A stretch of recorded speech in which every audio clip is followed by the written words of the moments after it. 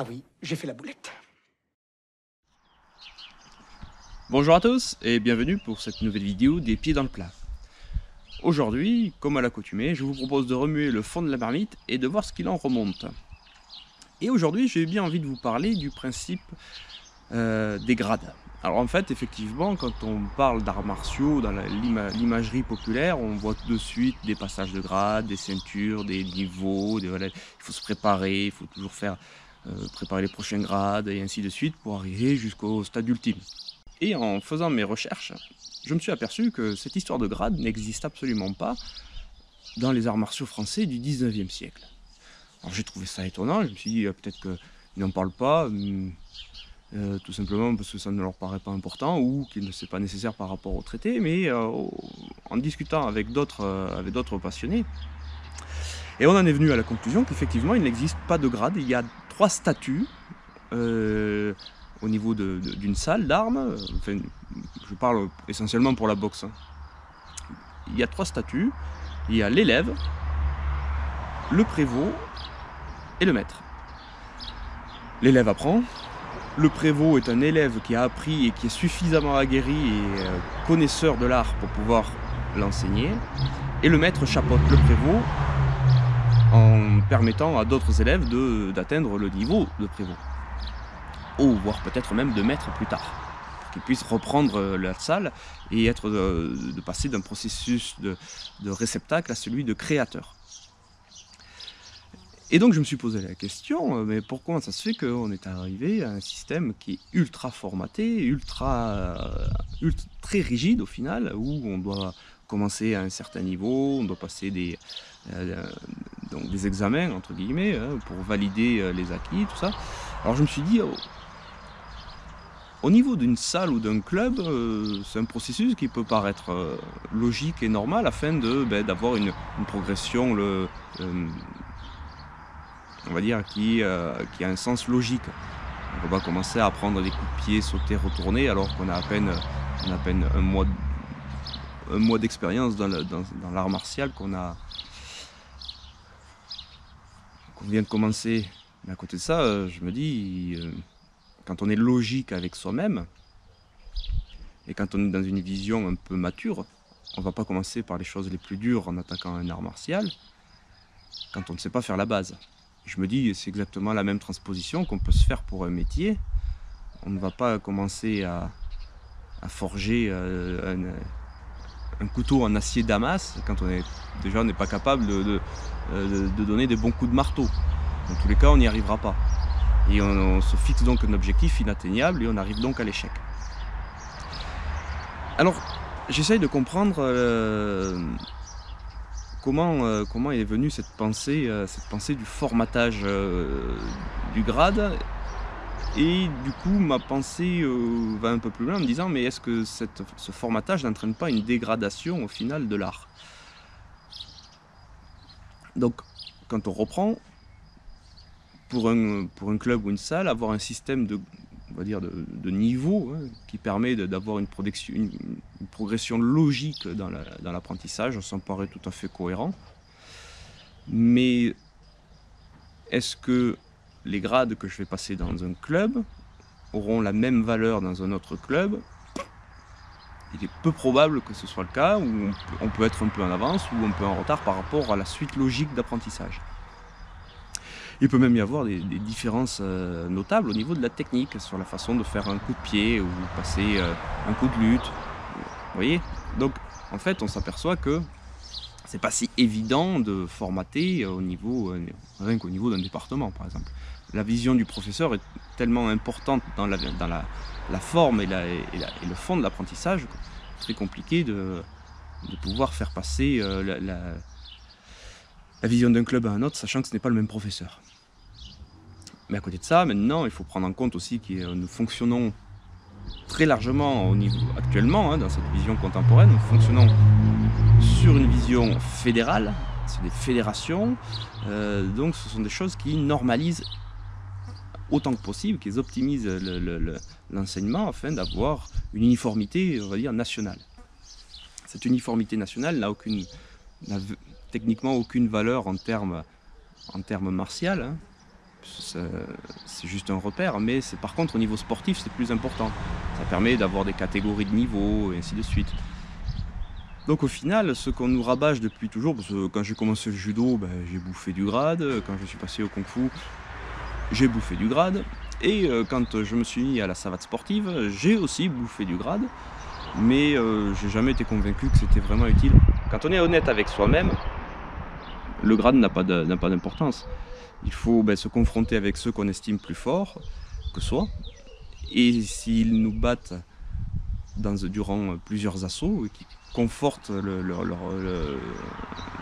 qualité technique et leur qualité de tireur, eh bien, ça veut dire que j'ai encore des progrès à faire. Si le nombre d'assauts, le nombre on va dire de victoires, mais c'est pas vraiment de victoires, où on sent qu'on a pris le dessus, est à peu près équivalent d'un côté et de l'autre. Sur 6 assauts, il y en a 3 pour un, 3 pour l'autre, et bien on peut considérer qu'on est d'un niveau à peu près équivalent. Et si on gagne tous les 6 assauts, eh bien on peut considérer qu'on est supérieur à ce moment-là. Ça ne veut pas dire que dans 6 mois, ce sera exact. Peut-être que dans 6 mois, l'autre va faire des efforts et il va rattraper le retard. Ou peut-être c'est moi qui vais rattraper le retard. Ou il y en a un qui va faire plus de progrès que l'autre, il va prendre le dessus. Donc cette histoire de grade, au final, c'est une photo instantanée à un moment T. Effectivement, à un moment, vous avez réussi vous avez réussi des épreuves qu'on vous a déterminées. Mais ça ne veut pas dire que dans 6 mois, vous valiez encore votre ceinture. Peut-être que vous serez plus fort, ou peut-être que vous serez plus faible. Et donc j'ai vraiment la sensation que cette histoire de graduation, c'est un peu une forme d'infantilisation de l'adulte, en le mettant dans des cases, et quand il est dans des cases, au moins il n'a pas de questions à se poser, et donc c'est comme un enfant à l'école, il est dans des classes et il n'a pas de questions à se poser sur son niveau. S'il est en tel ou tel niveau, c'est on estime pour lui qu'il a le niveau, mais on ne lui a pas demandé son avis. Et techniquement, je trouve qu'on est un peu dans cette forme-là d'infantilisation du pratiquant, en disant voilà, bon, c'est bien, t'es ceinture orange, vert, bleu, violet, ce que tu veux. Ça ne veut pas dire que le niveau qu'il a le jour de son examen, il le garde une semaine après, ou 3 mois après. C'est vraiment une photographie à un instant T, mais par contre ça permet de mettre dans des cases. Et on n'a pas besoin Au final, l'élève n'a pas besoin trop de se remettre en question, parce qu'on le fait pour lui. Le professeur ou le formateur va s'occuper de lui en lui disant voilà, t'es de tel niveau, t'es de tel niveau. Pour ma part, dans mon club, effectivement, je ne fais pas passer de grade. Au début, j'avais l'intention, quand je faisais de la boxe sportive, de la boxe française sportive, je voulais un peu rentrer dans le moule de la fédération, et je m'étais dit donc on va passer les grades, et je vais faire passer les grades aux élèves. Quand j'ai commencé à lire les descriptifs, j'ai trouvé un peu moyen, voire... Enfin, en tout cas, ça ne correspondait pas du tout à ma vision de la pratique. Donc du coup, je les avais modifiés, et je m'étais aperçu que mon grade de premier niveau valait parfois, suivant les élèves, il valait 2-3 grades au-dessus pour les autres clubs. Donc ça veut bien dire que ça ne veut rien dire. Vu que mon niveau à moi, que je considérais être débutant, était en fait pas confirmé, mais au moins de quelqu'un qui avait un peu plus d'expérience, qui avait au moins 3 ou 4 ans de boxe par rapport à un de mes élèves qui avait 1 an. Et j'avais vraiment l'impression de perdre mon temps à juger des gens dont je connaissais déjà la valeur, pour que d'autres puissent juger leur valeur, sachant qu'on n'avait pas du tout les mêmes critères de jugement. Donc du coup, c'est pas logique. Donc j'ai arrêté. Et quand je suis passé en pratique des arts martiaux historiques sur les arts martiaux français, j'ai posé la question à mes élèves, et en fait, on s'est aperçu que 99% des gens ne voulaient pas de grade, ils n'en ont pas besoin. Et oui, ils n'en ont pas besoin. Hein. Quand on fait que du loisir, on n'a pas besoin. Cette notion de grade ne va être intéressante que lorsqu'on a besoin de créer des catégories pour du sport. Mais moi, je ne fais pas de sport. J'enseigne des arts martiaux historiques, et je fais un peu de maintien. Je fais du maintien physique, du maintien de conditions physiques, mais il n'y a pas de sport. Le but, il n'y a aucun objectif de sport. Donc la question du grade ne se pose pas.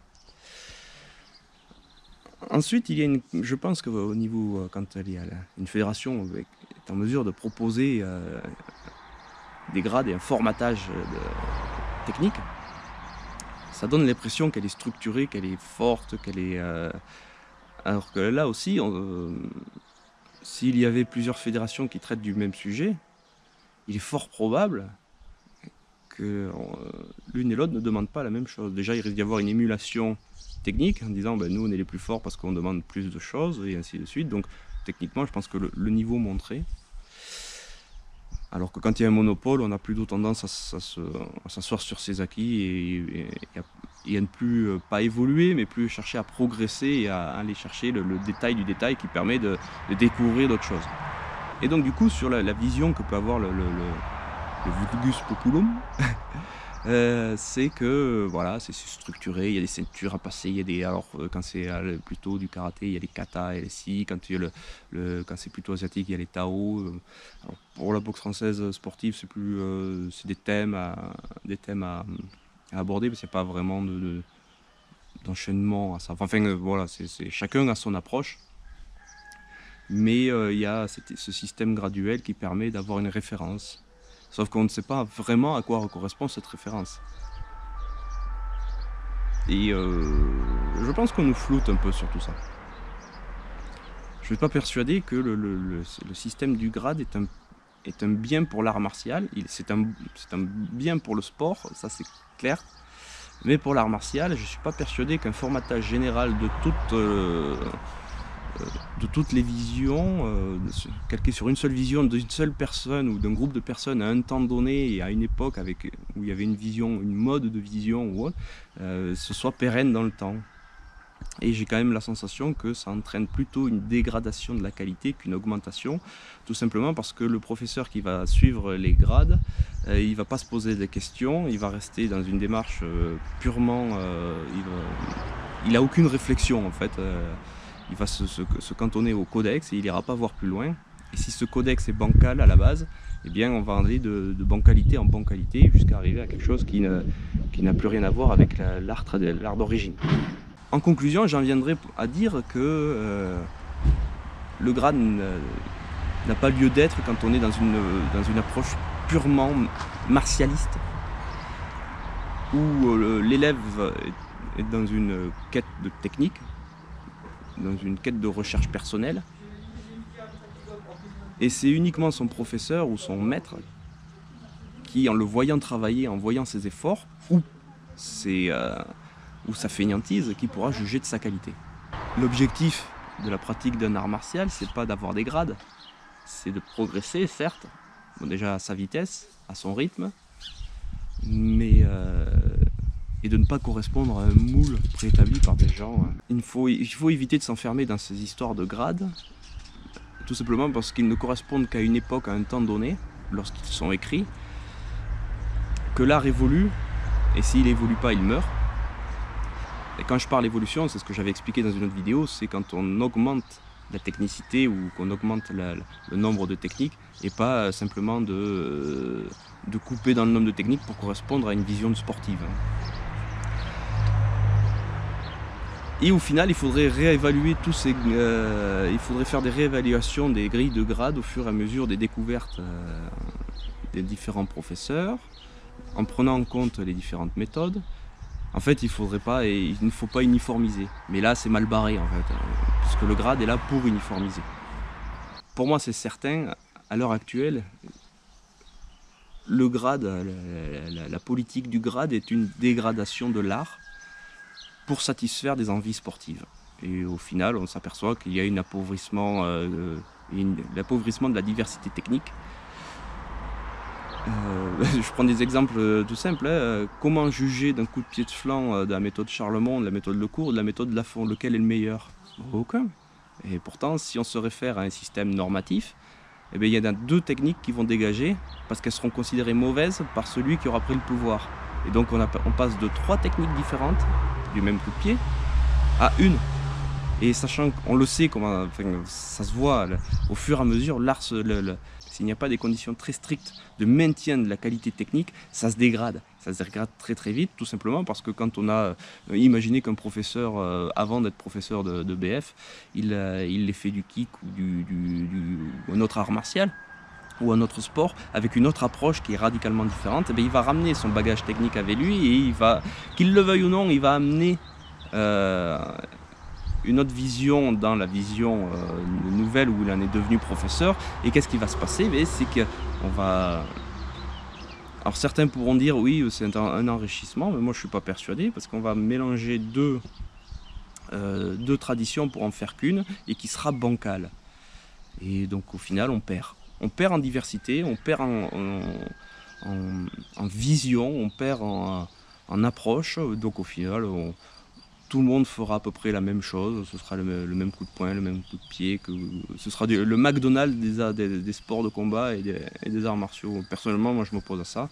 Donc je m'oppose au grade. N'hésitez pas à donner vos avis dans les commentaires si vous êtes d'accord ou si vous ne l'êtes pas, ce qui est tout à fait normal. Et en attendant, entraînez-vous bien, amusez-vous bien et à la prochaine!